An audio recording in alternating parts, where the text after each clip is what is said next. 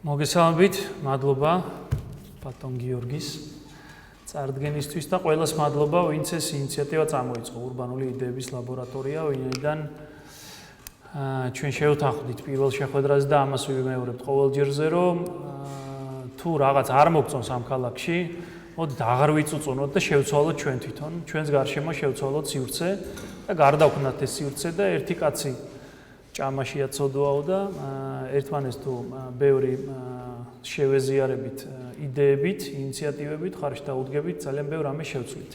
ამ სივრცეს, ამ დარბაზს, ამ შენობას ურბანულ თემებზე საუბარი აკლია. თუნდაც იქიდან გამომდინარე, არც ერთ დეპუტატი არ ესწრება, მათთვის თითქოს ყველაფერი ძალიან ნაცნობია, მეტროზეც, სახელდებაზეც.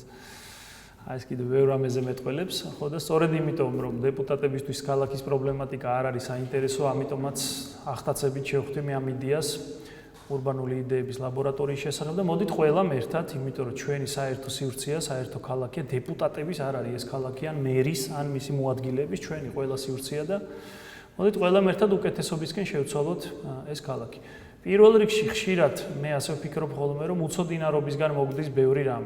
არ უფრთხილდებით რაღაცას, იმიტომ რომ არ ვიცით, რომ ის არის ძალიან მნიშვნელოვანი. ერთ-ორ ასეთ ამბავზე ცოტა მოგვიანებით გეტყვით, მაგალითად, აი ამ დარბაზში ორი ტოპონიმი, ნიაღურის ქუჩა და კოჯრის ქუჩა, როგორ გააკრო ამ შემადგენლობის დეპუტაციამ და ბოლოს იმდენი განგაში ავტეხე, რომ ბოლოს შევთანხმდით, რომ იქნებ გადავაკეთოთ უკან და ახლა ეს ეტაპია. უცოდინარობით მოგდის, არავინ არ იცოდა, რომ არც ერთ ქუჩას მისი არსებობის მანძილზე სახელი არასოდეს არ შეცვლია.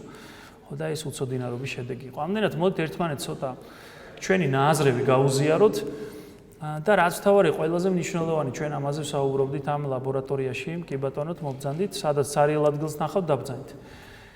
ყველაზე დიდი პრობლემა ჩვენთვის არის ის, მე ახლა ერთ-ერთ გადაწყვეტილების მიმღებ ორგანოში მუშაობ და ამას პირდაპირ ვამბობ, რომ ყველას ძალიან ჭკვიანები გონია ჩვენი თავი და გვეშინია სხვისი აზრების. გვეშინია ჩვენზე უფრო ჭკვიანური აზრების და ამიტომ რომ ყველა იკეტება, რამდენი ხელისუფლება შევცვალეთ და სულ აწყდებით ყოველ ჯერზე ერთ და იგივეს, რომ მორიგი ხელისუფალი ახალ სისულელეს მიიღებს გადაწყვეტილებას სადღაც ჩაკეტილ კაბინეტში, დისკუსიის გვეშინია და ერთმანეთისთვის აზრის გაზიარების გვეშინია. აი ამას უნდა გადავაბიჯოთ. ზოგი აზრი მისაღებია, ზოგი არ არის, მაგრამ ჩვენი საერთო სივრცეა, ჩვენი საერთო ქალაქია, საერთო ქვეყანა და ამას უნდა მივეჩვიოთ და მოდით ახლა ამაშიც ვივარჯიშოთ ყველაფერთან ერთად. ჩემთავს ველაპარაკები პირველ რიგში როდესაც ამ სიტყვებს ვამბობ, არანაირ დიდაქტიკად ეს არ მიიღოთ.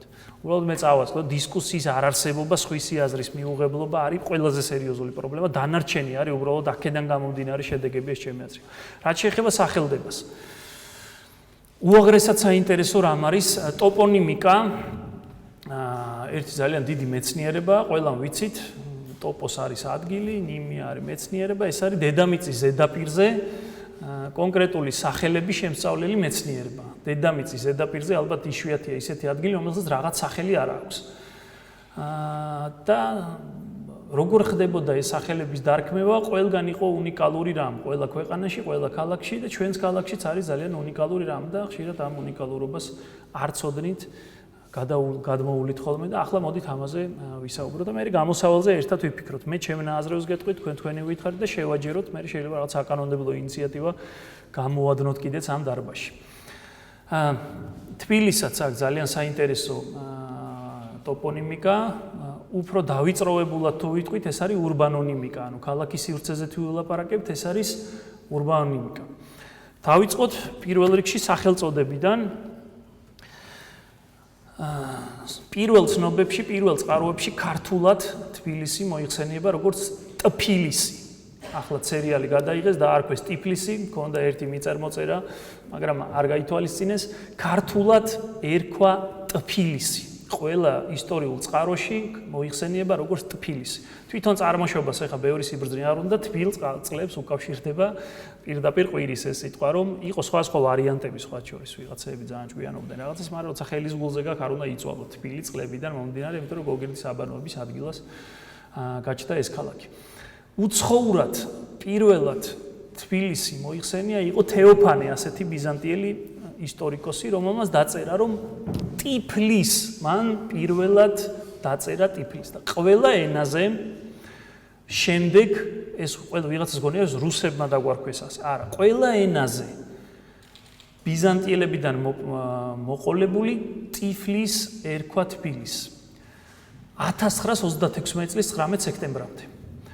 მანამდე ქართულად ტფილისი, ონც თანდათან მოდიოდა ტფილი, ანუ თბილს ადრევე ეძახდით ტფილს, შიმშილს, სიმშილს და ასე შემდეგ. ხო, მე ენა ძალიან ზარმაცია და უფრო იოლად და მარტივად უნდა რაღაცები გამოთქვას. თანდათან ჩდება შემდეგ თფილისი, ასეც მოიხსენიებდნენ და ჩდება თბილისიც. ნელ-ნელა მე-17, მე-18 საუკუნის წყაროებში, დოკუმენტებში, ლექსებში, მათ შორის პოემებში, მაგრამ ოფიციალურად 1936 წლის 19 სექტემბრამდე ერქვა ტფილისი და ყველა უცხო ენაზე, რუსულად, ფრანგულად, თურქულად, გერმანულად, თურქები და გერმანელები დღემდე ტიფლის გვეძახიან, ხო? შეიძლება ესეც იყოს ერთ-ერთი ინიციატივის წყარო, რომ ისევ ტიფლის დაერქვას უცხოურად ყველა უცხო ენაზე, იმიტომ რომ მარტივია გამოსათქმელად, ხო, ვიდრე ტბილისი. მაგრამ საბჭოთა რეფორმა გატარდა ენათმეცნიერული და ამაზე უფრო კარგად სტატია შეგიძლიათ იხილოთ აკაკი შანიძის სტატია, არის ეს საიუბილეო გამოცემა თბილისი 1500 იქ აქვს ძალიან კრიტიკული სტატია, რომ რატომ მოხდა ამის გადარქმევა და კალინინმა ხელი მოაწერა 36 წლის 19 სექტემბერს ბრძანებას საბჭოთა კავშირის მთავრობის თავმჯდომარემ და თქვა, რომ თბილისაცი უნდა ერქვას თბილისი ოფიციალურად და ტფილისი აღარ უნდა ერქვას და ტიფლისი აღარ უნდა ერქვას, ყველა უცხო ენაზე უნდა იყოს ტბილისი. ასე მოგუნათლა კალინინმა, რა თქმა უნდა, ჩვენი მეცნიერების რჩევით და სხვადასხვა იმასაც, რა ქვია, სხვა ქალაქსაც საქართველოს ეს მთელ საბჭოთა კავშირში გატარდა ეს რეფორმა, მაშინდელში, სომხეთში, აზერბაიჯანში, ჩვენთანაც სხვა ქალაქს გადაერქვა სუხუმ ერქვა მანამდე, სოხუმს მოიხსენიებდა, უნდა დაერქვა სოხუმიო, მეტი საქმე არ ქონდათ, მაგრამ ნუ მოკლედ ასე დაერქვა. ეხლა რაც შეეხება თბილისს და ეს მოიპარეს სხვათა შორის, ეს ხუფი წყალსადენის ალექსანდრეს ბაღში იყო, ალექსანდროვის ბაღში, შადრევანის გვერდზე და ამას წინ ვეძებდით და აღარ არის ეს ხუფი, ალბათ ჯარში გადაადნეს, არ და ნამდვილად მაქვს ნათქვამი თბილისის ისტორიის მუზეუმის თანამშრომლებისთვის, რომ სანამ მოიპარავენ, იქნებ შეინახოთ თქვა, არაჩვეულებრივი ასეთი წყარო აღარ დაგვრჩა. თბილისის წყალსადენი ბევრგან დაგვრჩა, ძალიან გაკუცული ფოტო მქონდა, ამიტომ ეს ვარჩიე ამის შესვლას და ეს რაც შეეხება თბილისის ტოპონიმს. რაც შეეხება თვითონ ძალიან მნიშვნელოვან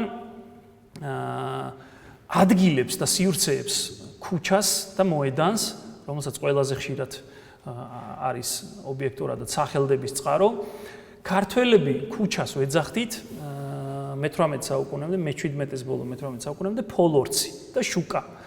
ხო, საოცარი არა ფოლორცი. ვეფხისტყაოსანშიც შუკა არის ნახსენებისაც ქუჩა არსად არ ფიგურირებს. ქუჩა არის სპარსული ტერმინი, სახლების ორ მწკრივს ქვია ქუჩა. შემოიტანეს სპარსელებმა ერთი რომ ვიყავით პოლიტიკური გავლენის ქვეშ ირანის და მეორე შაჰ აბასის შთამომავალი იყო ერთი შაჰ სეფი, რომელმაც სეიდების ტომი, აზერბაიჯანული ტომი გადამოასახლა თბილისში, აბანოთუბნის მაღლა, ხარფუხი რო ახლა არის, იქ სეიდაბადი, ამიტომაც დაერქვა სეიდთა დასახლება და იქ ცხოვრები აზერბაიჯანელები არიან შაჰ სეფის გადმოსახლებული სეიდების შთამომავლები.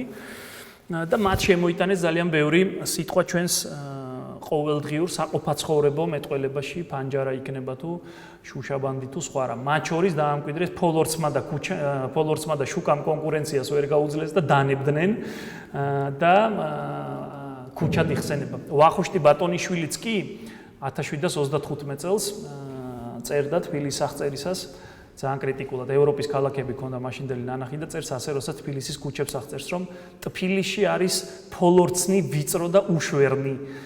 ვიწრო ქუჩები ახლაც არის, წარმოიდგინეთ იმ ისტორიულ თბილისს გულისხმობდა, უშვერში გულისხმობდა იმას, რომ ძალიან მოულელიაო. წარმოიდგინეთ მაშინდელი თბილისი, სადაც კანალიზაცია არ იყო და ყველა ამ ფეკალურ მასებს ქუჩაში პირდაპირ ღვრი და ამის აღწერა არსებობს. სტეპანოვი იყო ასეთი 1902 წელს აქ არაჩვეულებრივ ამ დაწერილი. ჰიგიენურ მდგომარეობაზე თბილისის ნაგავი პირდაპირ ქუჩაში იყრებოდა, იმიტომ რომ ნაგვის გატანა არ ხორციელდებოდა არანაირად, ან სახლში წვავდნენ ეზოში ან პირდაპირ ქუჩაში. ახლაც არ გაურბივართ ამ ქცევას და მაშინ წარმოიდგინეთ მე-18 საუკუნის დასაწყისში რა ამბავი იყო.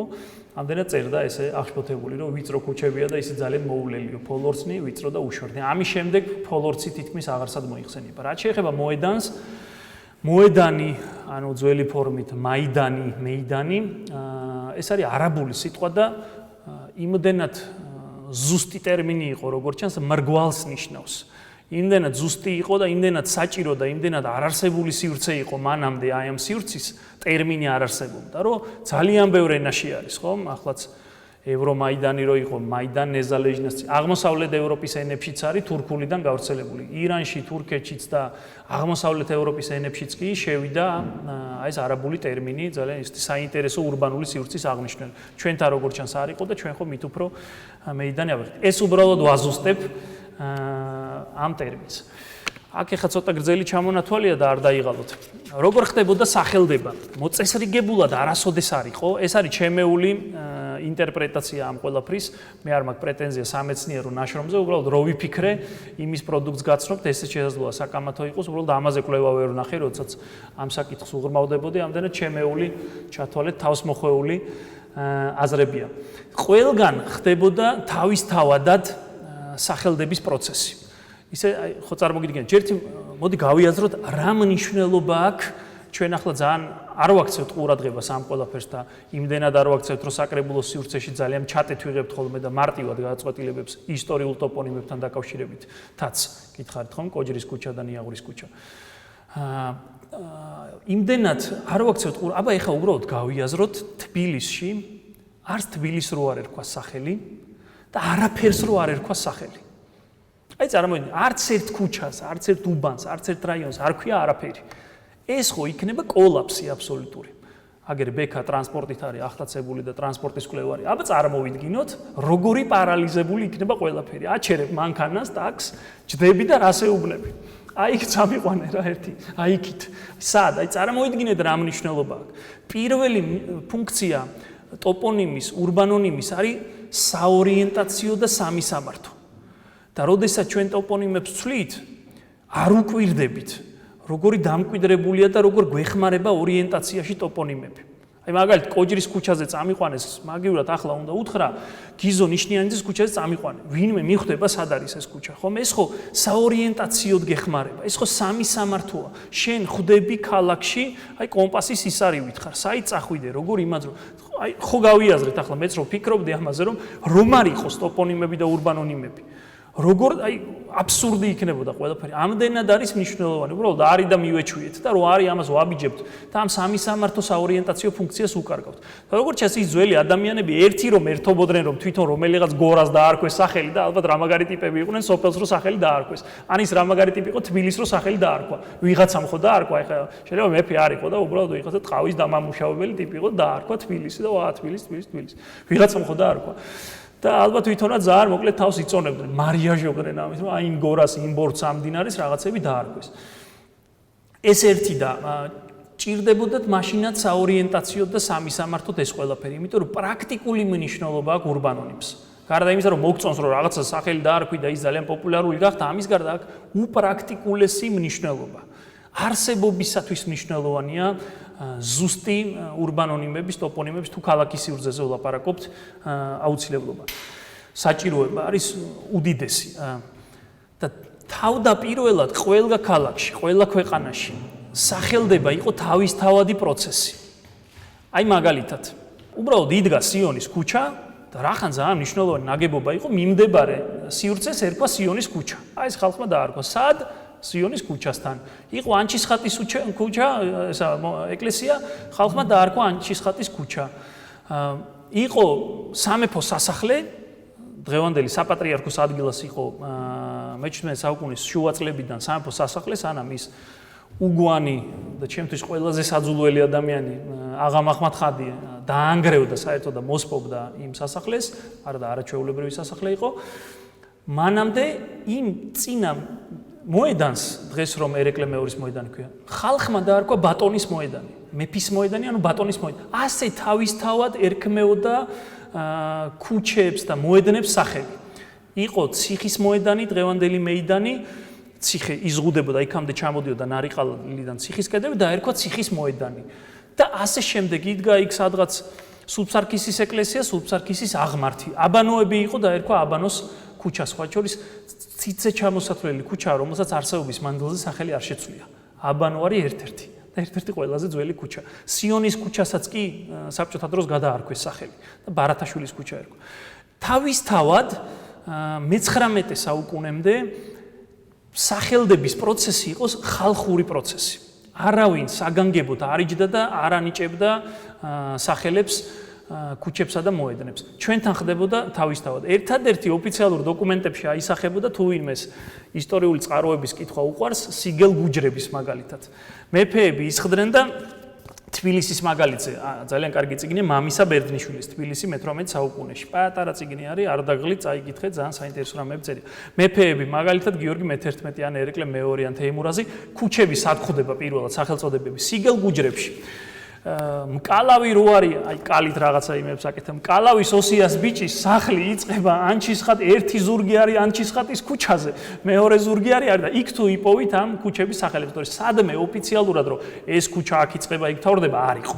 იმიტომ რომ ამისთვის ჩვენმა მართველებმა ვერ მოიცალეს, ვიცით რომ იმ დროს ქუჩისთვის სახელის მინიჭება კი არა, ლეკები ეგერ რიყეზე სამეფო თავლებს ძარცვავდნენ და უნდა გაკიდებოდი იმას და იყო მთელი ვაი უშველებელი ჩვენი მძიმე ისტორიის გამო. არა და ევროპაში ეს პროცესი თავისთავად ფეოდალური პროცესიდან თანდათან გახდა ოფიციალური პროცესი. და თანდათან შემოვიდა ლონდონში თუ პარიზში თუ სხვა ქალაქებში, სადაც ლეკები არ დარბოდნენ ასე შუა ქუჩაში და გადარჩენისთვის უკვე ფიზიკური გადარჩენისთვის ხალხი არ იბრძოდა, ნუმერაციაზე ფიქრიც დაიწყეს. ნუ ჩვენთან მე-19 საუკუნეშიც ალბათ გაზეთები თუ წაგიკითხავთ. რუსთაველზე სამსონოვის სახლი რო არის, იმის გვერდზე მაღაზიაში ნუმერაცია იმდენად რთულად ჩაჯდა ჩვენთან, ქუჩის ნუმერაცია უფრო გათავისდა საბჭოთა პერიოდში. მანამდე აი ესე იყო, რომ აი მელი კაზარიანცის სახლის ქვემოთ სახლებით ხდებოდა დაზუსტება ქუჩაზე კონკრეტული წერტილების 12 ნომერში ნაკლებად წერდნენ. აი სახლებით ხდებოდა ეს ყველაფერი, მაგრამ იქ სადაც განვითარება მიდიოდა და ისეთი მძიმე პოლიტიკური ისტორია არ ჰქონდათ урбанизაციის პროცესისაც ცოცხალი იყო სალამი. იქ დაიწყეს ახალი ხელოვნური სახელდების პროცესი შემოიღეს. იქ სადაც ცნობილი ადამიანი ცხოვრობდა, არქმევდნენ იმ ქუჩას მის სახელს. იქ სადაც ან რაღაცის აღნიშნა რომ უნდათ, მაგალითად ძალიან დიდი მოვლენა რომ მოხდა, როგორც არქიტექტურულად ტრიუმფალურ თაღს დადგავდნენ ხოლმე, ასევე იმ მოვლენის სახელს დაარქმევდნენ ხოლმე ქუჩასა და მოედანს. აი ესე შემოვიდა იქ ხელოვნური სახელდების პროცესი. ჩვენთან როგორც გითხარით, სანამ ჩვენ მეტნაკლებად ჩვენ თავზე პასუხისგებლები ვიყავით, ანუ რუსების შემოსვლამდე, მანამდე ეს პროცესი ვერ განვითარდა. ამაზე ალბათ გრადაცია რო გაგვეკეთებინა და გაეკეთებინათ მე-7-ე პრობლემა იყო ალბათ მაშინ და ეს არავის არ ადარდებდა, იმდენად სხვა სასიცოცხლო პრობლემები იდგა. რუსები რომ შემოვიდნენ რუსები, დავბრუნდეთ უკან. რუსები რომ შემოვიდნენ, თავიდან არც მათ არ ეცალათ ამ ყველაფრისთვის დანგრეული ქალაქი იყო, როგორია ახლა გადაბარება, ახალი სახელმწიფოს წესების დანერგვა, კანონების დანერგვა, დამორჩილება, ალღოს აღება აქაური სიტუაციისთვის და ქუჩებისთვის ნაკლებად ფიქრობდნენ. იყო ასეთი კაცი, სიპიაგინი, თბილისის სამხედრო გუბერნატორი, ძალიან საინტერესო კაცი, რომელიც პირველი იყო ეტლით რო დარბოდა. თბილისში კალიასკას ეძახდნენ ორ ბორბლიან ეტლს და მას ყავდა პირველს და მთელ თბილისს შურდა და იმდენად შურდათ რომ ეგრევე ვისაც შესაძლებლობა მიეცა მაგალითად ალექსანდრე ჭავჭავაძეს იყიდა კალიასკა და შეეწირა კიდეც პირველ ავტოსაგზაო შემთხვევას.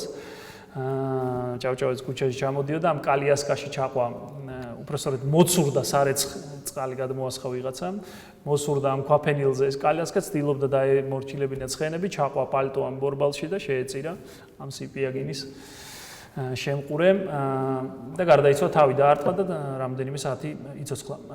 სიპიაგინი იყო ძალიან საინტერესო კაცი. მან პირველად ეხა სიპიაგინის სხვა რაღაცებზე რო არ ვისაუბროთ, პირველად შემოიღო ხელოვნური სახელდება.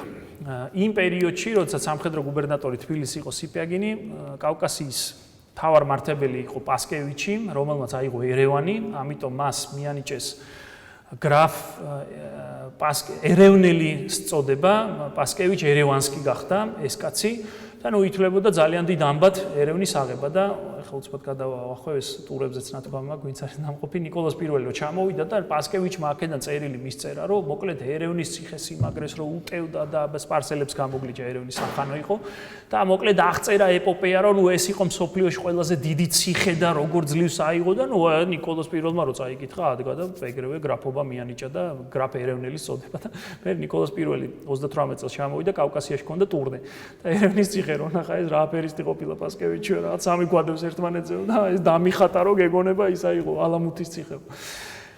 სიპიაგინმა ადგა სიპიაგინი და პასკევიჩმა ასევე აიღო სპარსული ქალაქი აბასაბადი და პასკევიჩმა პირველად თბილისის სახელდების ისტორიაში ხელოვნური სახელდების პროცესი დაიწყო. ჩვენ წინ მდებარე მოედანს, რომელსაც ხალხური სახელები ერქვა, ხან შეშის მოედანს ეძახდნენ, ხან შტაბის მოედანს ეძახდნენ, ხან თეატრის მოედანს ეძახდნენ, მაგრამ ოფიციალურად არაფერს არ ეძახდნენ, დაარქვა პასკევიჩ ერევანსკის მოედანი. გრაფ პასკევიჩ ერევნელის მოედანი. ხალხის მეტყველება და ჩვენი ენა ზოგადად ვიცით რომ ზარმაცია, ყველა წარმოთქვამს უფრო მარტივად პასკევიჩი და გრაფი მოხსენით, დარჩა მარტო ერევანი და დარჩა ერევნის მოედანი. გრაფ პასკევიჩ ერევანსკის მოედანს უკვე აღარც უწოდებდნენ. ეს ამბავი მოხდა 1828 წელს. სიპიაგინის ინიციატივით ამდენად სახელდების ისტორიაში გადამწყვეტი კაცი იყო და გუდიაშვილის მოედანი ალბათ ბევრ საპროტესტო აქციებით გაუგია გუდიაშვილის მოედანს ამავე სიპიაგინმა მიანიჭა აბასაბადის მოედნის სახელი. ესეც იმის აღსანიშნავად, რომ გაიმარჯვა რუსეთის არმიამ სპარსეთის არმიაზე, რუსეთ-სპარსეთის ომში და აიღო ქალაქი აბასაბადი. მერე კი ეს აბასაბადი დაუბრუნეს უკან, მაგრამ სპარსეთს, მაგრამ ეს ტოპონიმად დარჩა. აი ამის შემდეგ დაიწყო ახალი ერა და ეპოქა, უფრო მოწესრიგებული და რა თქმა უნდა იმპერიული თბილისის სახელდებაში. ქუჩები საცნობილი ადამიანები ცხოვრობდნენ, მაგალითად ბარიატინსკის ქუჩა, დღევანდელი ჭანტურიას ქუჩა, ალექსანდრეს ბაღის გვერდზე, მერიოთაროჩადის ქუჩა. იქ ბარიატინსკის სახლი იყო, პირადად ცხოვრობდა მეფის ნაცვლობისას დაერქვა ბარიატინსკის ქუჩა. პუშკინი აქ ცხოვრობდა, სადაც ახლა ეკუთხის სახლი არის, სასტუმრო იყო მან ორსართულიანი, ამიტომ ნიკო ნიკოლაძის ინიციატივით ამ დარბაზში დასვა მან ეს საკითხი, პუშკინის ქუჩა დაერქვა, პუშკინის სკვერი დაერქვა იმ სივრცეს, სადაც მისი ძეგლი დგას და ასე შემდეგ წამოვიდა ახალი მოვლენების და ცნობილი ადამიანების პატივსაცემად სახელდების პროცესი, რაც მანამდე თბილისისთვის იყო აბსოლუტურად უცხო. მანამდე იყო, როგორც ვთქვით, ფეოდალური თავისთავადი სახელდების პროცესი. ერთი მე რაც მომწონს ახლა რუსების სიყვარულს ვერავინ ვერ დამწამებს ვერანაირად, მაგრამ რაღაცების დამალვა იმის გამო რომ არ ახლა რაღაცა დაპრობილები ვართ, არ იქნება მართებული. მე რაც მომწონს რუსეთის მმართველობის პერიოდში 1917 წლამდე. ეს იყო მათი კორექტული მოპყრობა მანამდე წარმოქმნილი ან მათ პერიოდში წარმოქმნილი ტოპონიმებისადმი. უბრალოდ ძალიან არ მინდოდა გამოვტყლომოდი, როცა ამ ტოპონიმებს სწავლობდი თბილისის. არ მინდოდა ამის აღიარება, რომ რუსები რაღაცნაირად შემექო, მაგრამ აი ბოლოს გამოვტყდი, ჯერ ჩემთავს გამოვტყდი, მე საჯაროდაც ვამბობ. არაჩვეულებრივად კორექტულები იყვნენ უკვე ჩამოყალიბებული ტოპონიმებისადმი. სადაც ხალხი რამეს ეძახდა ან ქუჩას ან მოედანს, ის გადაქონდათ დოკუმენტებზე. ან ახალი ქუჩები და მოედნები თუ წარმოიქმნებოდა, რომელსაც ხალხი უკვე რაღაცას ეძახდა, ისინიც გადაქონდათ ოფიციალურ სახელწოდებებში. ხოლო თავის იმპერიულს რა თქმა უნდა არქმევდნენ და იმპერიული ხანაც დავარქვი ამ ყველაფერს იმპერიულ მოწესრიგებული, რა თქმა უნდა იყო დიდი მთავრის ქუჩა, რა თქმა უნდა იყო მიხეილის გამზირი, მიხეილ რომანოვის მეფის ნაცვლის პატივსაცემად, რომანოვის ქუჩა და ასე შემდეგ, ღუნიბის მოედანი, პარლამენტის შენობის წინ შამილო დაამარცხეს, იქ მოედანი იყო, ჯერ ნიკოლოზ პირველის მოედანი ერქვა, მერე დაარქვეს ღუნიბის მოედანი, შამილსაც დაატყვევეს იმ ტერიტორიის აღსანიშნავად, იმას მოედანი ერქვა პარლამენტის წინ. ახლა არც არაფერი არ ქვია, მოედანადაც არ არის ჩამოყალიბებული, არც სახელი აქვს შესაბამისი მინიჭებული, ღუნიბის მოედანი დაარქვეს. რა თქმა უნდა, ასეთ რამეებს აკეთებდნენ და რატომ უნდა მოთხოვოთ ახლა რუსეთის იმპერიულ მმართველობას, რომ სხვაგვარად მოქცეულიყვნენ და აპრობილი ქვეყანა და ხალხი ვიყავით, მაგრამ ძალიან ზედმიწევნით კორექტულები იყვნენ, ხანდახან სასაცილოდაც კი. აი მაგალითად ჩუღურეთში იყო, როდესაც განაშენიანება წავიდა მტკვრის მარცხენა სანაპიროზე, ჩუღურეთში პირდაპირ ადრე სანამ ბერია დაიწყებდა მტკვრის ნაპირების დაბეტონებას, მანამდე იყო პირდაპირ ფლატეები ჩადიოდნენ, ხო, მდინარესთან. და ჩუღურეთში იყო კარგი ხარისხის თიხა. ამიტომ იქ დაიწყეს დასავლეთ საქართველოსთან ჩამოსახლება ხელოსნებმა, განსაკუთრებით იმერეთიდან და თიხის წარმოება და გაჩნდა მექოთნეთა ქუჩა. დღეს არის მოსე თოიძის ქუჩა ჩუღურეთში. ასევე მაგალითად შუა დღეს საათი ხო ეხლა მაშინ არისო და ხელის საათები ძალიან ძვირი სიამოვნება იყო ხომ? ხო დიდრებს ჰქონდა თავის ჯიბეს ჩასადების საათები და ესე ქუჩაში კიდე საათები არისო. ზარბაზანს ისროდნენ ხოლმე შუა დღის 12 საათზე. თავიდან იყო არსენალი პარლამენტის ზედა შენობის მიმდებარედ, მე ქალაქი რო განვითარდა ეს გადაიტანეს, თან მანდ ეკლესია აშენდა და გადაიტანეს ჩუღურეთში არსენალის თასთან და იქვე ჩუღურეთში დააყენეს ეს ზარბაზანი, რომელიც ზუსტად 12 საათზე ისროდა და ხალხი დროს ამით იმაშებოდა რა, იგებდა ეხლა წუთი წუთზე არავის ეჩქარებოდა, მაგრამ ნუ აზუსტებდნენ დროს, რომ აი შუა დღის ზარბაზანი იყო, ეკითხებოდნენ, ანუ აი შინ იგებდნენ დაახლოებით რა პერიოდი უნდა ყოფილიყო. ეჭამათ თუ ესვათ. ზარბაზნის ქუჩა დაერქვა, მექოთნეთა ქუჩა, სადაც მექოთნეთა რიგი იყო, მექოთნეთა ქუჩა დაარქვეს და ასევე ყველა ტოპონიმს, აბანოს ქუჩა იყო, სიონის ქუჩა იყო თუ სხვა, ძირითადად აი 98%-ით ექცეოდნენ კორექტულად. და იმდენად კორექტულები და ადეკვატურები იყვნენ. აი ხალხში რო სახელი ახალი გაჩნდებოდა, ის გადაქონდათ მე ოფიციალურ დასახელებაში ქუჩების და მოედნების. ზოგიერთ სასაცილოდაც ერთი პერიოდი სიცოცხლე გამიწამა ერთმა ტოპონიმმა. პასეოლაკ ნოვაია გალანძია არის ერთ-ერთ რუკაზე 1902 წლის ვერაზე. ახლობით ჯანაშიას ქუჩის მეთქი ბერძნების დასახლება ვიცი, როდის ჩამოსახლდნენ, სად ჩამოსახლდნენ. გერმანელების ორი სოფელი ვიცი, ჩემო ბატონო. ნუ იტალიელები გაფანტულად ცხოვრობდნენ, ასეთი კომპაქტური დასახლება არა, სომხების დასახლებები კომპაქტური კი ბატონო, ეს ჰოლანდიელები მეთქი, როდის ჩამოსახლდნენ. ამ თბილისში გადავქეკერა, არ გადავქეკერა, არ გადმოვქეკერა. რესტორანი იყო, მოკლედ ერთი დუქანი, ნუ ვიღაცამ დაარქვა ნოვაია გალანძია და ყველა ეძახდა ვერა სანამ განაშენიანდებოდა და სანამ ვერის ხიდი აშენდებოდა. მანამდე ვერაზე რავი, სანადირო დადიოდნენ, იყო სოფელი ვარდისუბანი, შემდეგ ვერა. ამიტომ ვიღაცამ დუქანი ჯანაშიას ქუჩის მიდამოებში გააკეთა და დაარქვა ნოვაია გალანძია, რატო ეხა არ ვიცი, მაგრამ ამ დუქანს ეძახდა ხალხი, ბატონო? ეთყობა ხო იქიდან ვიღაცა ჩამოვიდა მიკიტანი და დაარქვა იმ ადგილს დაერქვა პასეოლაკ ნოვაია გალანძია. ძალიან მალე ეს ურბანონიმი და ტოპონიმი გაქრა, იმიტომ რომ ეთყობა ის რესტორანის დაიხურა, მაგრამ ყოველ შემთხვევაში ასეთი ადეკვატურები იყვნენ ტოპონიმებისადმი და ურბანონიმებისადმი რუსეთის იმპერიული მმართველობის წარმომადგენლები. ეხლა სასწაული ამბავი იყო. მენშევიკების დრო არის ძალიან საინტერესო. დამოუკიდებელ საქართველოში ვიცით რომ ალბათ აქ ვინც ვარ დარბაზში ტკივილის გარდა სხვანაირად ვერ ვკითხულობთ მოგონებებს, თუნდაც მაზნიაშვილი იქნება, კვინიტაძე იქნება, ჟორდანია, სულ ერთმანეთს აბრალებენ რაღაცებს, მაგრამ ყოველ შემთხვევაში ფაქტი ერთი იყო, რომ 2 წელიწად ნახევრის განმავლობაში სანამ დამოუკიდებელი საქართველო იყო, სულ ომებში იყვნენ და მე რო კაცმა მკითხოს, კიდე ძალიან მაგრები იყვნენ, იმდენი რეფორმა გაატარეს, ისეთი კონსტიტუცია მიიღეს და თან სულ იბრძოდნენ ხანდენი კინთან, სომხეთთან ომი იყო, თურქებთან რამდენიმე ომი, მე საბჭოთა არმიასთან 2 ომი პირველი 20 წელს, მე 21 წელს, რომ კიდე კარგად აბავდნენ რაღაცებს თავს. რა თქმა უნდა, თბილისში ბევრი არაფერი შეუცვლიათ, უფრო ინფრასტრუქტურის შენარჩუნებაზე იყვნენ გადასულები, რომ ტრამვაი მორალურად არ დაცემულიყო და სხვა სატრანსპორტო საშუალებები და იმის შენარჩუნების რეჟიმში იყვნენ. ტოპონიმებსაც დიდად არ შეხებიან, მაგრამ რასაც შეეხნენ, ისე დარჩა, რომ აი დღემდე ცოცხლობს რამოდენიმე მათგანი. ერთი, რა თქმა უნდა, ცოცხლობს, მეორეც ძალიან ბრძოლის უნარიანი აღმოჩნდა. პირველი გახლავთ რუსთაველის გამზირი. ძალიან საინტერესოდ მოხდა ამ დარბაზში გადაწყვეტილების გაფორმება. ვიცით, რომ იმ ტერიტორიას ერქვა ჯერ დიღმის გზა, მერე სარუსეთო გზა, მერე ბულვარი თბილისის და 1852 წლიდან დაარქვეს გოლოვინის გამზირი. იყო ევგენი გოლოვინი, თავმართებელი, რომელმაც რეფორმების გატარება დაიწყო და დააპირა ქართველი თავადაზნაურებისთვის ჩინმენდლების ჩამორთმევა და პრივილეგიების და მან დამოუკიდებლობაზე და რაღაცებზე ჩვენი თავადაზნაურობა ახმას არ იღებდა, მაგრამ შენ რას გვიაო, ჩვენო რაღაცები უნდა წაგვართვაო და ესე იგი ძლივს გაასწრო ევგენი გოლოვინმა. არა და ნუ რეფორმატორი ტიპი იყო, უბრალოდ ვერ მიხვდა რა სივრცეში გაეტარებინა და რა პირობებში ეს რეფორმები და ძლივს გაასწრო ამ ჩვენ თავადაზნაურებს.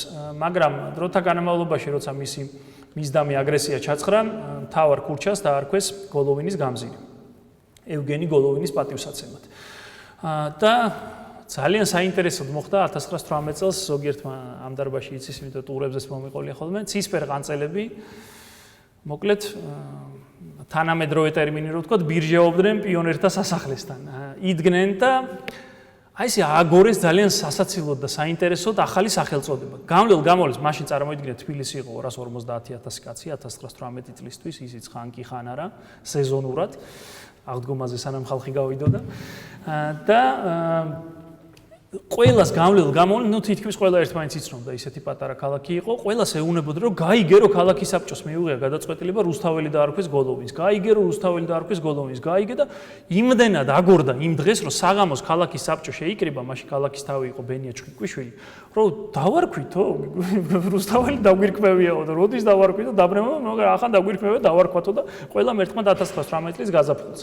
დაარქვეს რუსთაველის გამზირი, ეს მოხდა მენშევიკების დროს და მეორე მიხეილის გამზირს, ანუ დღევანდელ აღმაშენებლის გამზირს 1918 წელს გარდაიცვალა მენშევიკთა იდეოლოგიური მამა გიორგი პლეხანოვი, სხვა შორის ძალიან დიდი მოაზროვნე, ვისაც სოციალ-დემოკრატიული აზრები უყვარს, მისთვისაც ალბათ საინტერესო საკვლევად ადამიანი და მენშევიკებმა ნოე ჟორდანიელი მაშინ სხვა შორის მსოფლიო მასშტაბის მენშევიკები ყავდა ქვეყანაში და ქალაქში და მოაზროვნეები კარლო ჩხეიძე, კაკი წერეთელი, ჟორდანია თავადაც ადგენენ და პლეხანოვი დაარქვეს მიხეილის გამზირს 1918 წელს გარდაცვლილი იდეური მამის და მოძღვრის პატივსაცემად და აბა როგორი სიცოცხლის უნარიანი და ბრძოლის უნარიანი აღმოჩნდა ჩვენი პლეხანოვი. ჩვენ ყველა სათაყვანებელ აღმაშენებელსაც კი ეჭიდავება დღემდე, ხომ? ხან აღმაშენებელს ვეძახით, ხან პლეხანოვს ვეძახით. ორადორი მოკლედ ტოპონიმური სახელდებითი ჩარევა ჰქონდათ მენშევიკებს, თბილისში ბევრი ვეაფერი ვერტნეს და ცოცხალი. ერთი აქამდე რომ მოყვება და მეორე კიდე რო აი ესე ებრძვის ჩვენ დავით აღმაშენებელს. თუმცა მაგაზით შეგვიძლია. შემდეგ მოვიდა მკვლევარებისთვის არაჩვეულებრივი საკვლევი პერიოდი. ეს იყო ბოლშევიკები შემოვიდნენ და ვინც რევოლუციისთვის ჯიბიდან ნაგანიან მაუზერი გაისროლა, არ ვიცი, დედის მიერ დაწყევლილი რევოლუციონერებიც მგონი ყველას ქუჩა დაარქვეს. ყველა ქუჩას სახელი გადაარქვეს. ეს არის 1924-25 წლის თბილისის ქუჩების ცნობარი, რომ წაიკითხოთ, ვერც ერთ ქუჩას ვერ მიხვდებით რომელია. იმიტომ რომ ვიღაცა რა სასწაული ტიპების სახელები ქვია. ყველაფერს სახელი გადაარქვეს. აი მაგალითად მიადნენ და გუდიაშვილის მოედანს ალავერდოვი დაარქვეს. არავინ არ იცოდა ვინ იყო ეს ალავერდოვი, მაშინდელ პრესაში კითხვები ისმევა. სომხებმა, დაშნაკებმა დახვრიტეს სომეხი ბოლშევიკი ალავერდოვი სტეფანი, რომელსაც კაცშვილი არ იცნობდა, მაგრამ ადგენს დაარქვეს აქ. სადღაც დღემდე არის ეს სხვათაშო ლაზო იყო ერთი, რომელიც იქ იაპონელმა ინტერვენტებმა მოკლეს და ვლადივოსტოკში რაშუაში ვიყავით ჩვენ. მე ყველა ტერორისტი ვინც კლავდა ალექსანდრე მეორეს და დაძდევდა მთელი ცხოვრების მანძილზე, ყველას ქუჩა დაარქვეს. რისაკოვი, ჟელიაბოვი, კალიაევი, პეროვსკაია, რომელიც დღემდე ცოცხალია ტოპონიმად, სოფია პეროვსკაია, ყველას ქუჩა დაარქვეს. და ამაზე სხვა შორის ბოლოს ხმა მოიღო ვახტანგ ბერიძემ 1970-იან წლებში სატელევიზიო გამოსვლაში თქვა, რომ ამდენი ტერორისტის ქუჩა რა გვინდაო და თან გადასკმევა დაიწყო ყველას, აი რო წაიკითხოთ, ისეთი კარგი საკვლევია, რომ ვინ არიან ეს ხალხია, ეს ტიპები, რომლებიც ერთი რუსთაველი დატოვეს, თორე ყველაფერს აბსოლუტურად დაარქვეს, რაღაცა სასწაული სახელები, თვითონაც არ იცნობდნენ, მგონი, ისეთ ხალხს დაარქვეს. ამის შემდეგ მოხდა ძალიან საინტერესო, ზოგი ცოცხალ რევოლუციონერის ქუჩას არქმევდნენ, სვანეთის უბანში ცხოვრობდა არაქელა ოქუაშვილი, იყო ესეთი ტიპი. ბიბლიურ პერსონაჟს გავდა თუ ვინმეს მისი ფოტო გინახოთ, უზარმაზარი წვერი, ბოლშევიკი იყო რა, ის კამოს მაკაცი. ხო და არაქელა ოქუაშვილს თავის სიცოცხლეშივე დაურქვეს ქუჩაზე სახელი. მერე მოხდა ძალიან საინტერესო პერიოდი იყო. მერე დაიწყო სტალინმა რეპრესიები. თავისივე პარტიის შიგნით 20-იან წლების ბოლოს, 30-იან წლებში და მერე დაიწყეს ამ აქ მიწერია კიდეც რეპრესიული 20-იანი 30-იანი წლების ჩამოვლა და ინგოროყვას ქუჩას მაგალითად ერქვა ტროცკის ქუჩა. რა თქმა უნდა ტროცკის ქუჩას გადაარქვეს. არაქელა ოქუაშვილი დახვრიტეს 27 წელს, იმიტომ რომ სტალინზე ძალიან ბევრი რამ იცოდა მისი ახალგაზრდობის ბანდიტური წარსულის შესახებ. რა თქმა უნდა ოქუაშვილის ქუჩას გადაარქვეს და ასე მიიყვნენ, ვინც იყვნენ რევოლუციონერები, ყველას დაუწყეს გადარქმევა. თუმცა გარდამტეხი ეტაპი დადგა 40-იან წლებში. 30-იან წლებში იყო დაგეგმილი ასეთი რამ ტურებზეც მithქვავს, რომ სტალინი, როდესაც ძალიან დაწიანაურდა და 20-იანი წლების ბოლოს უკვე გამოიკვეთა, რომ ერთპიროვნული ლიდერი და მართველი იყო, სტალინს აღიქვავდნენ როგორც ველურ კავკასიელს. იმიტომ რომ დასავლეთში, არც ამერიკაში, არც ევროპულ ქვეყნებში, ეს ჩვენთვის ახლა კი საწყენია, მაგრამ კავკასიის შესახებ, საქართველოს შესახებ ბევრი არაფერი არ იცოდნენ. ზუსტად სად იყო ისიც არ იცოდნენ და კავკასიელებზე ჰქონდა წარმოდგენა, და სტალინს თუ ჟურნალებში ან სადმე გაზეთებში სტალინზე საუბრობდნენ, წარმოაჩენენ როგორც აი ნაჯახი, ფაფახი ასეთ კარიკატურებსაც ხატავდნენ, იმიტომ რომ პირველ მსოფლიო ომში იყო ველური დივიზია ასეთი კავკასიელებისგან დაკომპლექტებული. წვერებიანი, ფაფახიანი კავალერისტები, ვიღაც გადარეული ტიპები, იმიტომ რომ რა ხან იდგნენ ამ ცხენებზე, ხან იჯდნენ ორხმალს იქნებდნენ და სასწაულებს ახდენდნენ ავსტრიის ფრონტზე. ერთ დღეს 200 კილომეტრიანი გარღვევა ჰქონდათ. არც თავი დაინდეს, არც ცხენები და სასწაული ტიპები ხმლებს იქნებდნენ და ტყვიებს ისროდნენ, ხან ცხენის ქვემოდან, ხან ცხენის იყო ბალყარული ის რა ქვია პოლკი, ოსების პოლკი, ჩეჩნების, დაღესტნელების, ქართველი იყო ბოლოს დავიჭავჭავოთ სხვა შორის მათი სარდალი ამ დივიზიის და ძალიან წარმატებული დივიზია იყო, თავზარდამცემი დივიზია იყო, წარმოიდგინეთ ეს კარგად გაპარსული ავსტრიელები, ასევე კარგად გაპარსულ მოწინააღმდეგეებს, მიჩვეული ფრანგებს და ამ დროს გამორბიან ეს გაბურძნული ტიპები ცხენებზე, პირში ხანჯალი, ორი ხმალი ხელში და თავზარდამცემი, რომელიც თავებს აჭრიდნენ, რაღაც სასწაულებს ჩადიოდნენ, მართლა ძალიან წარმატებული სამხედრო თვალსაზრისით დივიზია იყო და აქედან დარჩა რაღაცა შიშნარევი სტერეოტიპი ამ კავკასიელების მიმართ, რომ კავკასიელია კბილებში ხანჯალი, თავზე ფაფახი, დიდი წვერი და მოკლედ მოვარდება და მოგაჭრის თავს. და ასე ხატავდნენ სტერეოტიპულად, რა თქმა უნდა, სტალინსაც. და ბერია ლავრენტი იყო ძალიან მოხერხებული, ძალიან უნარიანი, თანამედროვე ტერმინით რო ვთქვათ, პიარშიკი, რომელმაც დაიწყო ფიქრი იმაზე, რა თქმა უნდა, სათავე ამ ფიქრის იყო, როგორ ესიამოვნებინა სტალინისთვის და იმდენად წარმატებით გაართვა ამას თავი, რომ დააწინაურეს და მოსკოვში წაიყვანეს, როგორ ესიამოვნებინა და როგორ წარმოეჩინა სტალინი, როგორ ძალიან ძველი და ცივილიზებული ერის შვილად. ამიტომ დაიწყო კამპანია ვეფხისტყაოსნის, კი არა და შოთა რუსთაველის 750 წლის აღნიშვნა, თბილისის 1500 წლის აღნიშვნა, რაც თავისთავად შეცდომა იყო იქ საიუბილეო წიგნში წერია, რომ დედაქალაქობის 1500 და არა ქალაქობის ქალაქი უფრო ძველიაო წერდა სიმონ ჩიკოვაინს მაგალითად იმ საიუბილეო კრებულში. და დაიწყეს ასეთი კამპანიები, რომ ეს კაცი ვიღაცა ტყიდან გამოვარდნილი ხანჯლებს რო იქნებს და ხმლებს ის კი არ არის, არამედ ესეთი უზარმაზარი კულტურის და ცივილიზაციის ერის წარმომადგენელია, აი ესეთი მაამებლური ძალიან საინტერესო კამპანია დაიწყო ბერიამ. 30-იანი წლების ბოლოს დაიგეგმა, რომ 1944 წელს აღინიშნებოდა თბილისის 1500 წლის თავი, დაიწყო სამზადისი სტატიების გამოქვეყნება და ასე შემდეგ. ეს რა თქმა უნდა ომის გამო ვერ აღინიშნა 44 წელს, მერე სცადეს 46 წელს, მაგრამ ნუ ახლა ღარიბ ქვეყანაში ომ გადატანილში ზედმეტი ფუფუნება იქნება და ამიტომ აღინიშნა 58 წელს. ბერია და სტალინი მაგას ვეღარ მოესწრნენ. მაგრამ 58 წელს აღინიშნა, თუ მაშინდელი პრესა გინახავთ, ქართლის დედაც მაშინ დაიდგა, რაიონებს ჩამოგონა ძეგლები, ვიღაცა კიკვიძის ძეგლს შუქნიდა, ვიღაცა ფილიპე მახარაძე და დიდი ამბავი იყო. მაშინდელი პრესა სოფლის ცხოვრებიდან დაწყებული თბილისით დამთავრებული კომუნისტით ყველგან თბილისზე იყო ყველაფერი. და საინტერესო და სახეირო იყო ქალაქისთვის სახელდების თვალსაზრისითაც, იმიტომ რომ მაშინ დაფიქრდნენ, რომ ეს ამდენი ვიღაცა მაუზერიანი კაცების და ვიღაც ბოლშევიკების, რომელიც საერთო ჯამში არც არაფერს წარმოადგენდეს, სახელები იქნება არ ღირდეს. მაშინ დაიწყო ბარათაშვილის ქუჩის მინიჭება იმ კალიაევის აღმართისთვის, იმიტომ რომ ეს კალიაევი ვინ იყო თბილისისთვის, არც ვინ ერთი კაცი იყო, რომელიც ალექსანდრე მეორეს გაუშვრო სისხლი დაასდევდა ბომბებით თელი ცხოვრება და ბოლოს მოკლეს. რატომ უნდა ყოფილიყო მაგალითად კალიაევის ქუჩა, ჟელიაბოვის ქუჩას მაშინ გადაერქვა, მაშინ გაჩნდა შარდენის ქუჩა, გორგასლის ქუჩა, ერეკლე მეორის ქუჩა და მოედანი და ასე შემდეგ და ეს იყო თბილისისკენ შემოbrunება აი ამ პომპეზურობამ, საბჭოურმა, მონუმენტალიზმმა, რომ 1500 წელი აღნიშნოთ და სხვა შორის დღემდე ეს შეცდომა, რომ თბილისის 1500 წლის თავი არის ეროვნულ მუზეუმზე, დიდი რუსთაველის ის რო არის ბარელიეფი, იქ აწერია თბილისი 1500 წლის ქალაქი, რაც თავისთავად ძალიან დიდი შეცდომა არქეოლოგიურმა გათხრებას დაადასტურა, რომ პირველი საუკუნის აბანოა ჩვენთან რომაული წესნაგები, მანამდე წყაროებშიც ეწერა, რომ ვახტანგ გორგასლამდეც იყო ქალაქი, მაგრამ ვახტანგმა გადმოიტანა უბრალოდ დედაქალაქი. თუ ზუსტად წავიკითხავთ იმ წყაროს, არც გადმოუტანია მისმა შვილმა, ვით არ ებრძანა ვახტანგს განასრულა ზღუდენი თბილისისანი. ანუ მამამ როგორც უანდერძა ისე რა, მაგრამ ყველაფერს გორგასალს მივაწერთ ხოლმე.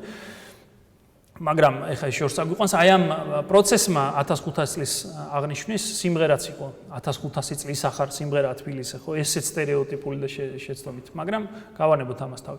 სახელდებისთვის, ტოპონიმიკისთვის თბილისს ეს იყო კარგი. ბევრი შეცდომათ მოსდიოდათ, მაგალითად წაიღეს და მეტროს რო აშენებდნენ, ისნის მეტრო დაარქვეს ისეთ ადგილს, რომელიც არაფერ შუაში არ იყო ისანთან. ისანი ისტორიულად იყო მეტეხის მიდამო, სამეფო სასახლის ნიშნავს ისნი და არაფერი კავშირი აი იმ ქალაქგარეთ ტერიტორიასთან, ის იყო ნავთლუღი და ისანი საერთოდ არ ყოფილა, არაფერი კავშირი არ ჰქონდათ, მაგრამ ნუ ასეთ რაღაცას ახლა მე მაგალითად მიუტევებ მათ, ვინაიდან კალიაევები და სხვები გააქრეს ქალაქიდან. რაც შეეხება კიდევ უფრო მომდევნო პერიოდს, ეს იყო ნაციონალური ტალღა, ეს ყველას გახსოვს ალბათ, უფრო პატიაშვილის პერიოდში წამოვიდა. შევარდნაძის მმართველობის ბოლოსაც, მაგრამ პატიაშვილის დროს, როდესაც დაიწყო აღმაშენებლის გამზირი, საინტერესო თვისება აქვს ტოპონიმებს.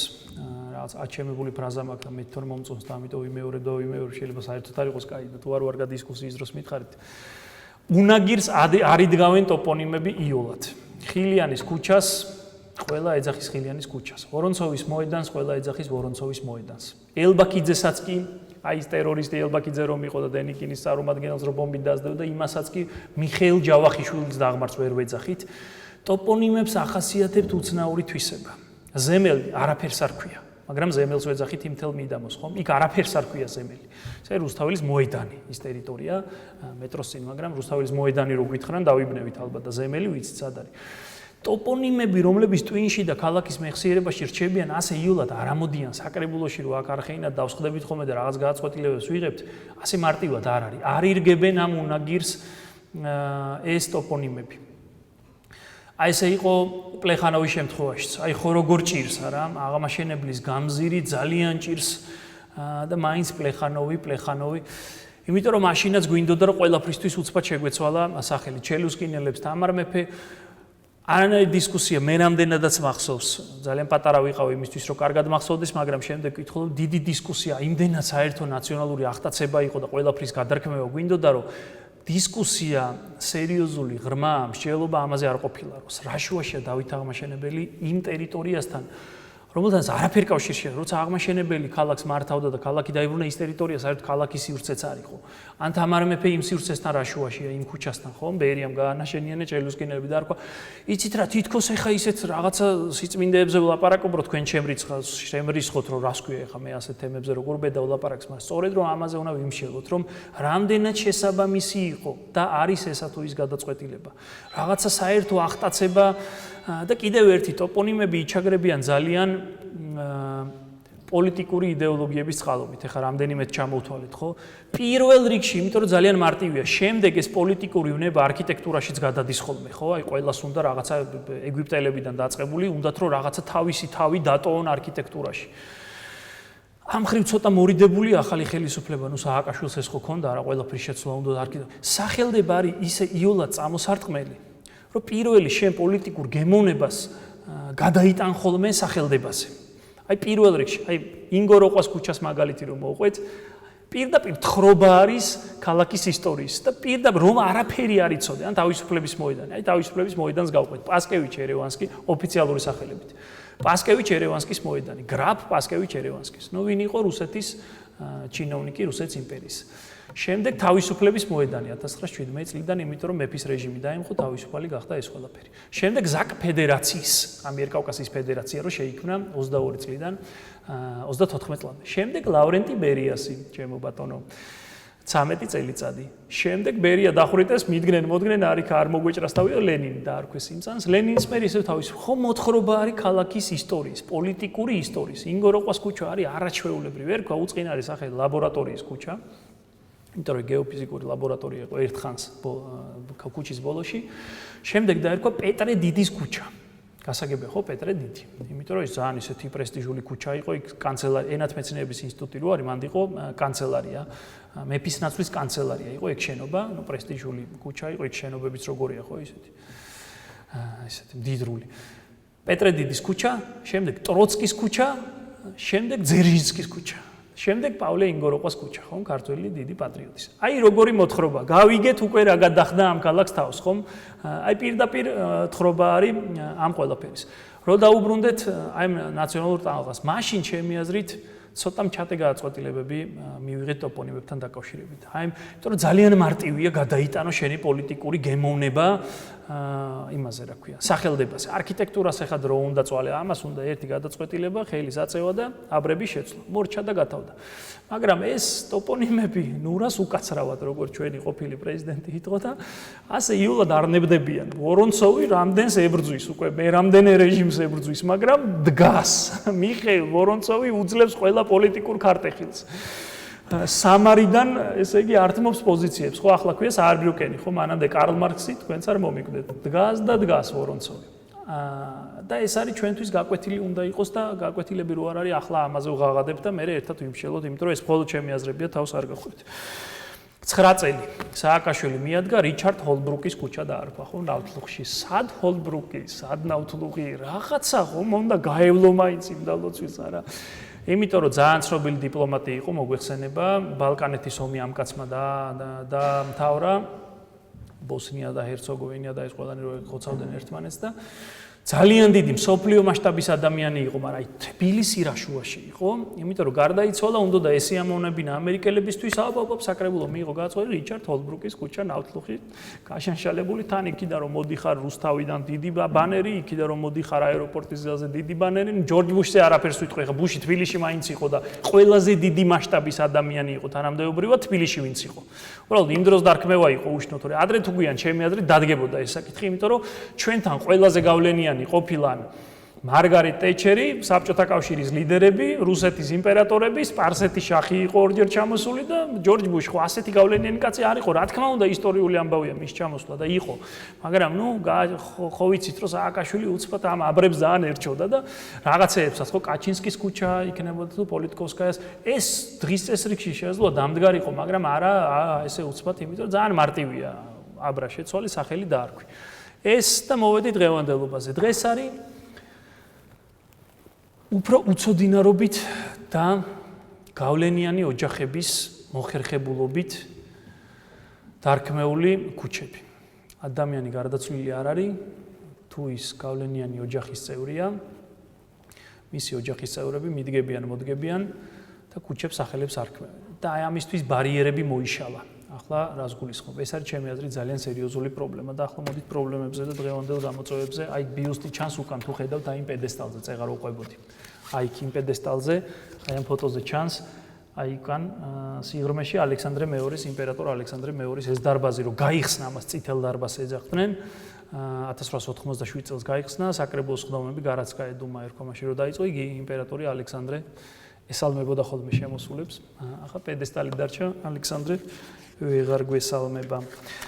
ერთი კარგი რამ მოხდა წინა მოწვევის საკრებულოში, წინის წინა მოწვევის საკრებულოში, როცა ძალ სამადაშვილი იყო საკრებულოს თავმჯდომარე, მაშინ რამდენჯერმე მე და ჩემმა მეგობრებმა ავტეხეთ ამბავი ლესელიძის ქუჩას, ვიცით რომ დაარქვეს კოტე აფხაზის ქუჩა. ყოველგვარი დისკუსიის გარშე. უნდათ და დაარქვეს. რა თქმა უნდა, დიდი პატრიოტი იყო, არაჩვეულებრივი ადამიანი იყო, ილია ჭავჭავაძის დიშვილი, გენერალი კოტე აფხაზი, რომელიც ცხოვრებითაც სამაგალითო იყო, სიკვდილითაც სამაგალითო იყო, 23 წელს დახვრიტეს ვიცით. ლესელიძე იყო საბჭოთა გენერალი, დაასდევდა 23-24 წელს ამბოხებულებს კაკუცას წინააღმდეგ ბრძოლაშიც მონაწილეობდა, მაგრამ აბა შევხედოთ, როგორი ტოპონიმია ლესელიძე, როგორი საორიენტაციო სამი სამართოა ჩვენ გონებაში, ხომ? იცი სად არის ლესელიძე? ლესელიძეზე ჩამიყვანელი, ლესელიძეზე გამიყვანე. კოტემ აფხაზს ვიტყვით, ვერ ვიტყვით. ეს იმას არ ნიშნავს, რომ შევეპუოთ უნდა, მაგრამ დისკუსია არ ახლდა ამ გაწყვეტილების მიღებას და ჩვენ ავტეხეთ მაშინ რაღაცა ნუ ძალიან ისეთ სამკაციანი აქციები, მაგრამ ამ სამკაციან აქციას როგორცაც შედეგი ჰქონდა, დაიწყო წვალება, დაგვიძახეს აქ საზოგადოებრივი საბჭო შექმნეს. დღევანდელ საკრებულოს არ ყავს სხვათა შორის საზოგადოებრივი საბჭო. შეკრეს სამადაშვილმა დაგვიძახა, იქნებ მოიფეხა, ბევრს არ ვეხატებოდი იქ რა თქმა უნდა ნაციონალების დროს გულზე, მაგრამ მოგვისმინეს, არის არაჩვეულებრივი ურბანისტი ლადო ვარდოსანიძე.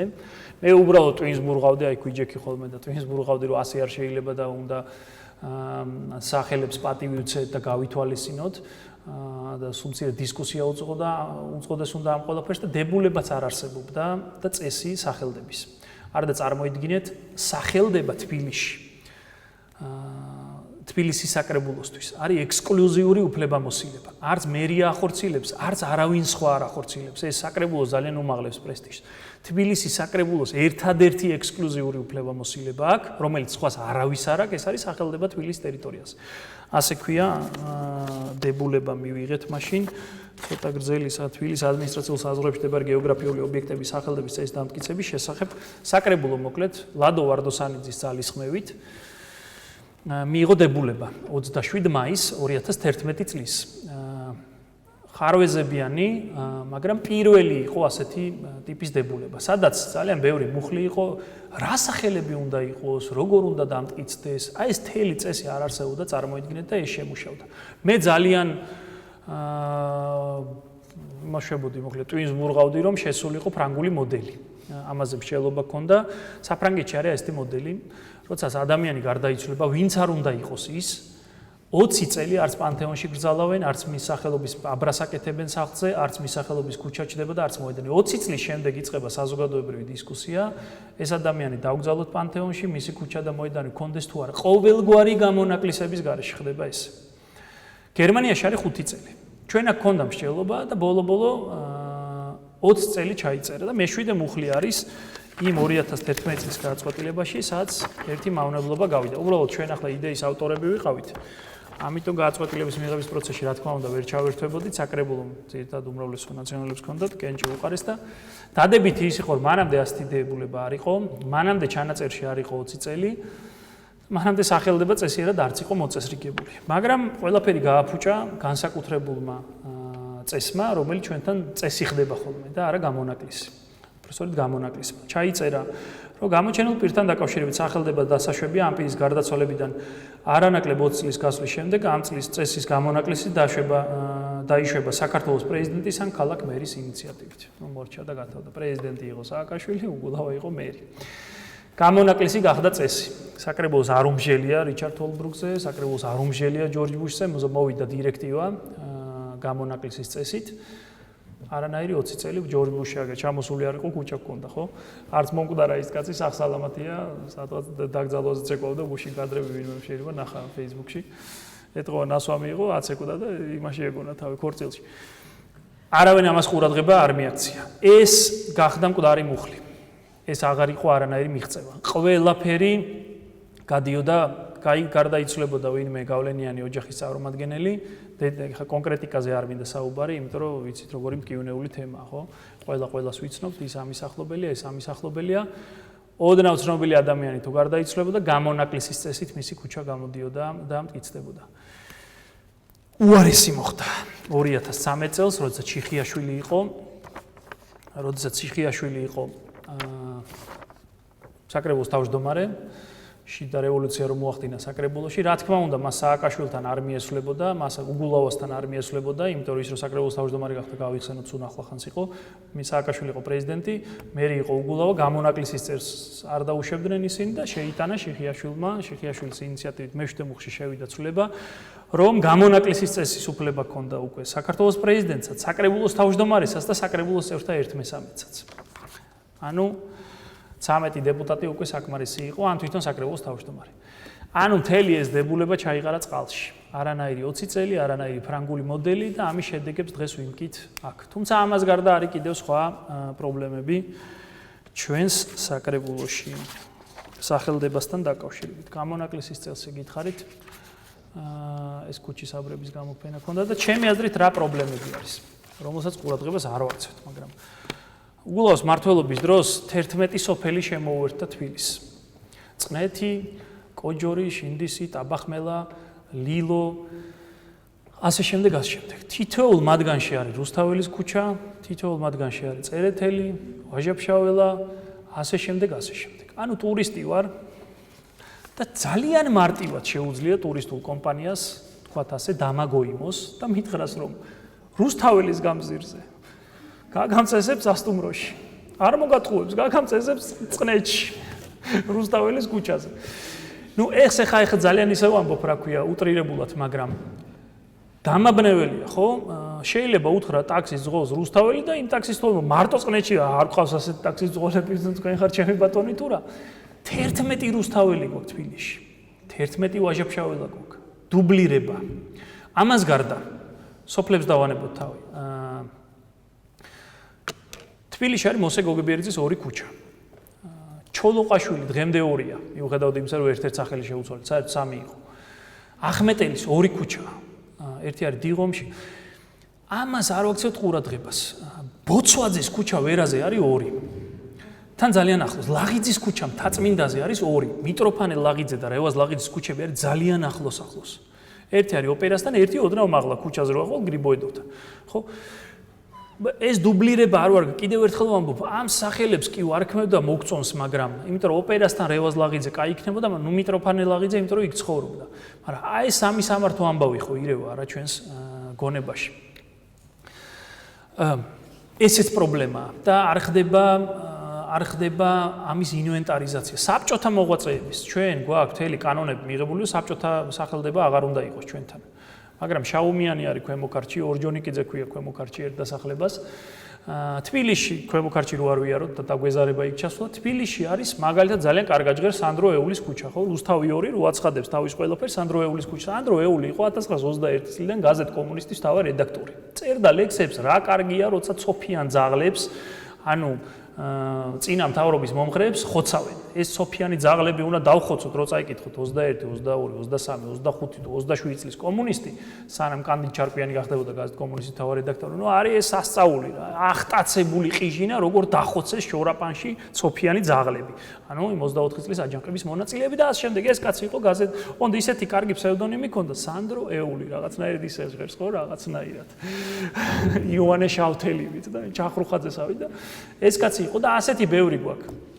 ქუჩა, რომელსაც ჰქონდა საბჭოთა წარსული, კი შეიძლება ისე ხა დამკვიდრებული და სხვა შორის ხალხს აქ რაღაცა მოხერხებულობის რაღაცები. ამ საკრებულოს შეღონს ვერ გავიტანე უარი მითხრა საკრებულომ. ვეძიში არის იყო ლუქსემბურგის ქუჩა. და ძალიან კრეატიულია ხანდახან ამ პრობლემამდეც მივალა. როზა ლუქსემბურგის ქუჩა იყო. ყველა მიეჩვია რომ ზემო ვეძიშია ერთი უწყინარი ქუჩა, როზა ლუქსემბურგი და წინა საკრებულომ აი რატომ აინც და მაინც მირზა გელოვანის სახელი დაარქვა. აი ვეძისი, მირზა გელოვანი რაღაცა კავშირში ხომ და იყოს, მაგრამ არაფერ კავშირში არ დაარქვეს. და ხალხი მაინც ლუქსემბურგს ეძახის იქაურობას. შემოიტანეს ძალიან მოხერხებული წინადადება. მოდი სახელმწიფო ლუქსემბურგის სახელი დავარქვათ ამ ქუჩას. ასე გამოძრეთო ამ სიტუაციიდან, იმიტომ რომ ლუქსემბურგს ეძახითო. ხო და აპაპაპაო საკრებულომ, ოღონდ ეს საბჭოთა იმას რატო არქმევთო და ნუ მე დამჭირდა მთელი გეოგრაფიული მიმოხილვა, ლუქსემბურგი არის სხვა რაღაცაც, რო არის სახელმწიფოც. ყოველგვარი უტრირების გარეშე ვამბობ, რომ ამის სერიოზული დასაბუთება მიწევდა და უარი თქვა საკრებულომ ამ ყველაფერს. ყველაზე ცუდი ტენდენცია, რაც მე არ მომწონს, ისევ გავლენიანი ოჯახების წყალობით ძირძველი და ქალაქისთვის ძალიან მნიშვნელოვანი ისტორიულად ჩამოყალიბებული ტოპონიმების ხელყოფა ხდება და ქალაქში არის ერთმნიშვნელოვანი ტენდენცია, თუ ვინმე ამაზე კვლევას გააკეთებს, სულ სახელები და გვარები. სახელები და გვარები, სახელები და გვარები. საბურთალოს ქუჩა გახდა სულხან-წინცაძე, დიდუბის ქუჩა გახდა დავით ყიფიანის ქუჩა და ასე შემდეგ. სახელებმა და გვარებმა წალეკეს თბილისის ტოპონიმიკა. რა თქმა უნდა, დავით ყიფიანის ქუჩა თბილისში უნდა იყოს, სულხან-წინცაძის ქუჩა უნდა იყოს, მაგრამ საბურთალოს ქუჩა ერთადერთი არის რაიონის სახელწოდების გარდა საბურთალოს ქუჩა, სადაც სახელი საბურთალო ამ უზარმაზარი ისტორიული ტერიტორიის ბუნებრივი ტოპონიმი იყო დარჩენილი და იმას გადაერქვა და არის სხვა კოჯრის ქუჩა გითხარით. აი ამ ჩემ და სამარცხვინოთ მე ვარ იმ საკრებულოს შემადგენლობაში, რომელმაც კოჯრის ქუჩას ყოველგვარი განხილვის გარეშე დაარქვა გიზონიშნიანისთან. წარმოიდგინეთ ამაზე მე ლამის ხმის ჩახლეჩვამდე ვყიროდი და შევთანხმდით რომ ამას უკან დაუბრუნებთ სახელს. გიზონიშნიანის ქუჩა რა შუაშია, კაცმა პაემანი ვერაზე დაწერა და პაემანის ოლვაკში ხوار დაწერა და დავარქვით კოჯრის ქუჩას. ნიავრის ქუჩას დაერქვა ბათუ კრავეიშვილის ქუჩა, იმიტომ რომ მოხერხებული ოჯახის წევრები არიან ბათუ კრავეიშვილის თავმოვლები და თბილისის ამქარმა შემოიტანა ამის საპროტესტო განცხადება, მეც მოსახლეობის სახელით მაქვს შეტანილი. ერთხელ ამქარს მიუვიდა უარი, გამაოგნებელი პასუხი. რა ვქნა, ხანდახან არაკოლეგიალური ვარ, ან შეიძლება სულ, რომ უარყოფითი ბუნებრივი მოვლენის სახელი რატომ უნდა ერქვას ქუჩასო. სიტყვა სიტყვით ვამბობ, არაფერს არ ვაჭარბებ. ამქრის გვერდზე შეგიძლიათ ნახოთ. ნიაღვარი მიაჩნია საკრებულოს სახელდების კომისიას მთელი შემადგენლობით აწერს ამას ოღონდ სახელს უარყოფითი ბუნებრივი მოვლენა. წვიმაც ეთყობა უარყოფითი მოვლენაა. ხო, აი წარმოვიდგინეთ ნიაღვრის ქუჩა ჩამოყალიბდა იმ ნიაღვრის გარშემო, ხო ის ბუნებრივი კოლექტორი გამოდის თაწმინდის ფერდიდან და ღირსშესანიშნაობა მე რო კაცმა მკითხოს ნიაღვარი იმ ქუჩაზე. ხალხიც მიჩვეულია და საორიენტაციო ფუნქციაზე დაერქვა ბათუ კრავეიშვილი. ბათუ კრავეიშვილი გარცხოვრობდა ჭონქაძის ქუჩაზე ცხოვრობდა. არის მემორიალური დაფა, მაგრამ ჩვენთვის ხო არასაკმარისია. ძეგლიც უნდა იყოს, მოედანიც უნდა იყოს ქუჩა. ოღონდ არა აქვს მნიშვნელობა სად იქნება. ერთი ქუჩა ეგერ არის, ლეონიძის ქუჩა ეგერ არის, ლეონიძის ბაღი ეგერ არის, ძეგლი ეგერ არის, გუდიაშვილის ქუჩა აგერ არის, მოედანი ეგერ არის. უნდა იყოს, ბევრი უნდა იყოს, რომ მემორიალური ყველა შვილიშვილს გვინდა ჩვენი ბაბუის და ბებიის და ის რა ქვია, მემორიალური დაფა გქონდეს სადარბაზოზე. მეც მინდა გიждდებოდი ერთ ბაბუაზეც და მეორეზეც. ერთ თბილისში ხორო მეორე სამტრე. აი მართლა ჭკუა მეკეთებოდა ძალიან ბუნდა უნდა დამახსოვს ბაბუა ჩემი სულიკო ალექსანდრე. მაგრამ ეხა გავაკეთო მისი დაფა. ჩემთვის რო საყვარელი ასეთი დაფებიც არის თბილისში. აქ ცხოვრობდა ჩვენი უბნის საყვარელი ესა და ეს. იცით რა, ეს სივრცე ხო მარტო ჩვენი სივრცე არ არის რა.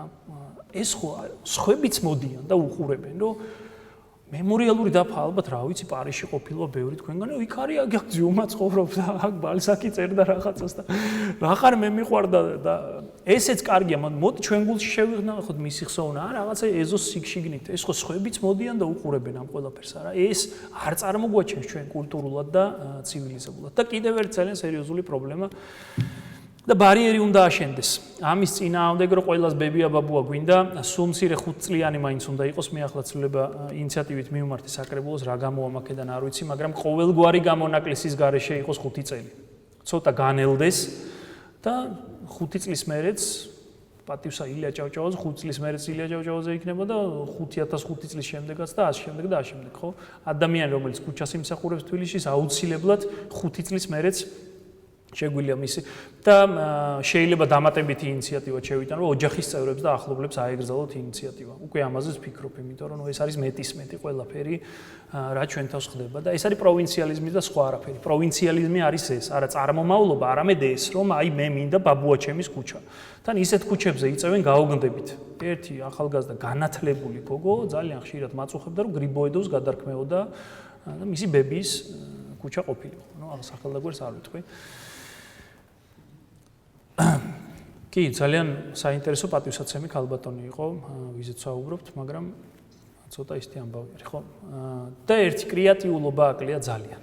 ორი რამ აკლია, ხალხის მონაწილეობა, საბურთაოს ქუჩამ, აბრები რო გამოუცვალეს, მე აღმოაჩინა, რომ დაერქვა სულხან ციცაძის ქუჩა. ნიაღურის ქუჩამაც ასევე. ქვითრები მოვიდა და დაიბნენ, რომ რა ბათუკრავეიშვილის გასო ნიაღურის ქუჩაზე და კოჯრის ქუჩაზეც.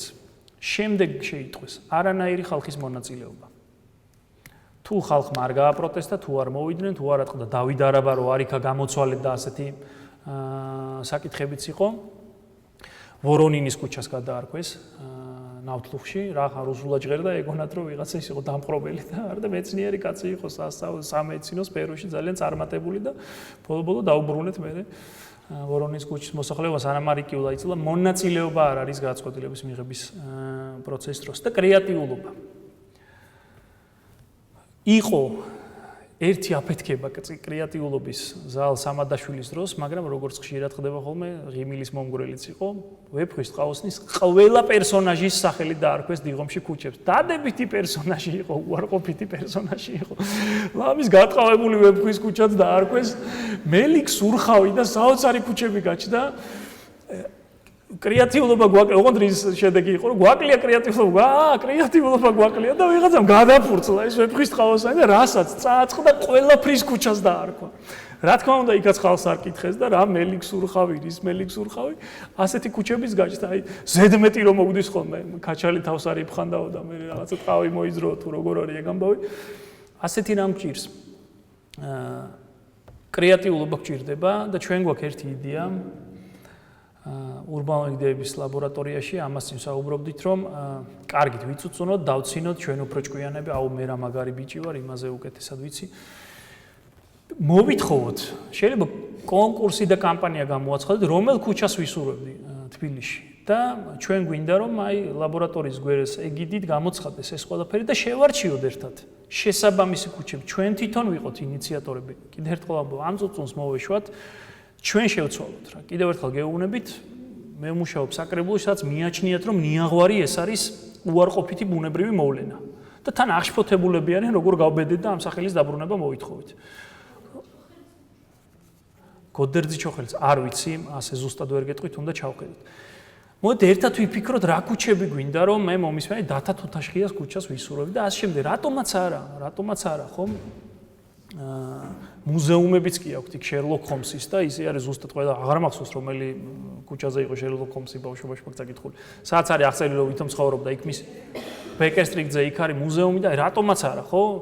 თუ თაშხია იქნება თუ არ ვიცი მე არსენა ოძელაშვილი არსენას ქუჩა კი გვაქვს ვიფიქროთ ერთად კი ბატონო ისინი ვაკრიტიკოთ მაგრამ რაღაცა ისეთი ყოყოჩი პოზიციიდან ჩემ თავს ველაპარაკები როგორც ყოველ შემთხვევაში და აი ეს ამბავი არის ახსენდა რომ იმას ხო არ გულისხმობთ მეთქი გარისის ბრძოლას თქო და ოღო აი სადღაცა რომ დაიხოცნენ 4000 მესხი შალვა და ივანე ახალციხელები რომ მოწინავე ჯარს არდლობდნენ რუსუდან მეფის დროს ის მოწინავე ჯარი იყო 4000 მესხისგან შემდგარი, რომელსაც არ მიეხმარა მხარგრძელი ზაქარია და ივანე არ მიეხმარნენ და ისინი ნაწილი გაწყდა, ნაწილი ტყვედ ჩავარდა. აი ამას გულისხმობ. წარმოგიდგენიათ ეხა ესეთი ამბავი. ყველა ბრძოლაში იყო მოწინავე 5000-იან, 3000-იან, 200 და ყველგან ის იყო და დავთვალოთ ასე მაშინ. დავით აღმაშენებლის მაშინ დიდგორის ბრძოლა ასე უნდა იყოს 150 ფრანგი ჯვაროსნის, 500 ალანოსის, 45000 ქართველის და 15000 ყივჩაღის ქუჩა, ერთად უნდა იყოს. on მართლა ქვია გადაამოწმეთ ნომენდობით. აი ესეთი საოცარი რაღაცეებით ვიბრძოლი ამის წინააღმდეგ ვერაფერს ვერ გავხდი. ის რომ ნიაღვარს და კოჯორს დაუბრუნდეს, ამაზე შევთანხმ და კიდევ ერთი. უკაცრავად გიორგი კითხვების დასმის საშუალებას რის თქმა მინდოდა. 1892 წლიდან შეიქმნა მე-19 საუკუნის ბოლოდან თბილისში სახელთა მიმკუთვნებელი კომისია საკრებულოში. მაშინაც მოიწვიეს მეცნიერები მაშინ რა თქმა უნდა იმპერიული ტენდენცია იყო, მაგრამ მაშინ უკვე მსჯელობდნენ, მაგალითად ზუბალაშვილის წინააღმდება იყო, რომ ლერმონტოვის ქუჩას დარქმეოდა სახელი, იმიტომ რომ ზუბალაშვილმა თქვა 80-იან წლებში, რომ ლერმონტოვიო იქ ცხოვრობდაო აბასაბადის მოედანზე. და მეცნიერებს კვლევა შეუკვეთეს, რომ ნამდვილად ცხოვრობდა თუ არა ლერმონტოვი აი იმ შენობაშიო, მე ლიტერატურული საქართველოს შენობა რო იყო და დასკვნა რომ წარმოადგენს ქალაქის ისტორიის ცოდნებმა ტოპონიმიკის ამის შემდეგ უწოდეს. და ყოველთვის მრჩეველთა საბჭო არსებობდა მერთან მეცნიერების და ჩემი ინიციატივა იყო და თითქოს შევთანხმდით, მაგრამ დღემდე არაფერი არ ხდება, რომ აუცილებელია საკრებულოში ხდებიან პოლიტიკოსები, პარტიებიდან თუ მაჟორიტარები და ქუჩის სახელდება არის სამეცნიერო სფერო, ეს არის ქალაქის ისტორიის ცოდნების და ტოპონიმიკის ცოდნეთა საქმე. რომ ეს სახელდება იყოს შესაბამისი. და ვითხოვ რომ ასეთი საკონსულტაციო საბჭო იყოს თბილისის საკრებულოსთან. რომ არ მოგვივიდეს ისეთი სასაცილო და სამწუხარო და სამარცხვინო ამბები, როგორც მაგალითად ნიაღვართან დაკავშირებით მოგვივიდა, სადაც ოფიციალურადაც წერს საკრებულო, რომ ეს არის უარყოფითი ბუნებრივი მოვლენა და როგორ შეიძლება კატეგორიული ტონით არის პასუხი. ბოლოს კიდე აი ეს